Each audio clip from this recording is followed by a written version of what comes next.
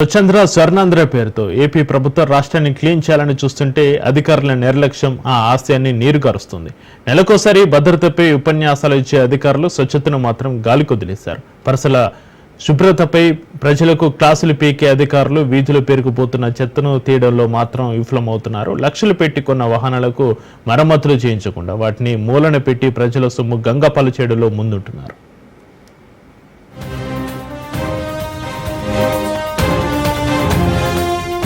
ప్రకాశం జిల్లాలోని గిద్దలూరు నగర పంచాయతీ అపరిశుభ్రతకు కేరాఫ్గా మారింది. నగర పంచాయతీ సిబ్బంది అలసత్వం ప్రజల పాలిటే శాపంగా మారింది. వీధుల్లో పేరుకుపోతున్న చెత్తను డంపు యార్డుకు తరలించడంతో చెత్త సేకరణ సిబ్బంది నిర్లక్ష్యం కళ్లకు కట్టినట్లు కనబడుతుంది. పాలకవర్గం పట్టించుకోకపోవడంతో సిబ్బంది కూడా ఇష్టారాజ్యంగా వ్యవహరిస్తున్న పరిస్థితి కనబడుతుంది. టన్నుల కొద్ది చెత్త రోడ్లపై పేరుకుపోవడంతో స్థానిక ప్రజలు నిత్యం నరకం చూడాల్సి వస్తుందని స్థానికులు వాపోతున్నారు. ఎన్నిసార్లు ఫిర్యాదు చేసినా పంచాయతీ అధికారులు మాత్రం చలనం కలగడం లేదంటున్నారు. రోజు చెత్తను తొలగించాల్సిన సిబ్బంది 3 రోజులకు ఒకసారి తొలగించడమే గగనంగా మారిందన్నారు. ప్రశ్నిస్తే ఏం చేసుకుంటారో చేసుకోండి సమాధానాలు ఇస్తున్నారని స్థానికులు ఆరోపిస్తున్నారు. చెత్త కారణంగా దోమల బెడద విపరీతంగా పెరిగిందని, దీనివలన రోగాల బారిన పడుతున్నామని ప్రజలు గగ్గోల పెడుతున్నారు.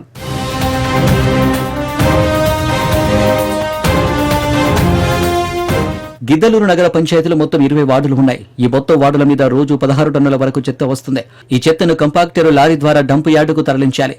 అయితే ఆ లారీ గత 5 నెలల క్రితం మరమ్మతులకు గురైంది. అంతే, అప్పటి నుండి ఇప్పటి వరకు దానిని రిపేరు చేయించిన నాదుడే లేడు. దీంతో ఇప్పటికీ అది మూలన మూలుగుతున్న పరిస్థితి నెలకొంది. మరోవైపు చెత్తను ఎత్తేందుకు బాబుకాట్ అనే చిన్న జేసీబీ ఉంది. ఇది కూడా 7.5 క్రితం రిపేరు వస్తే ఇప్పటి వరకు పట్టించుకున్న పాపన పోలేదు. దీనిని బట్టి పాలకవర్గం అధికారులు ప్రజల పట్ల ఎంత నిర్లక్ష్యం వ్యవహరిస్తున్నారో తెలుస్తుంది. దాదాపు 30 మంది కార్మికులు చేసే పని ఈ లారీ చేస్తుంది. కానీ అది మూలకు చేరడంతో ఇప్పుడు చెత్త తొలగింపు సిబ్బందికి పెద్ద సవాల్గా మారింది. దీంతో చెత్త సేకరణ నత్తనడకన జరుగుతుంది.